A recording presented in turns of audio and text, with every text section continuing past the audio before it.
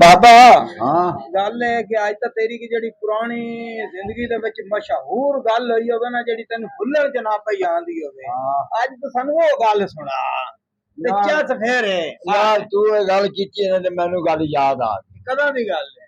ਬੜੇ ਅਰਸੇ ਦੀ ਗੱਲ ਹੈ, ਪੁਰਾਣੀ? ਪੁਰਾਣੀ।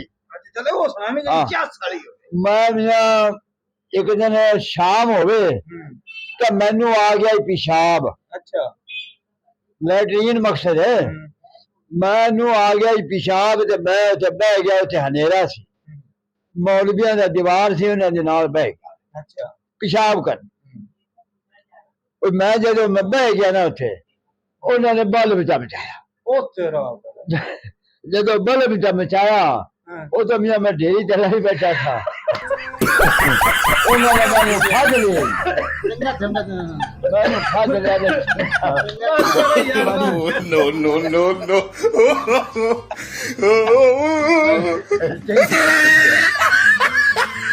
बड़ी पुरानी गल है, बड़ी पुरानी गल।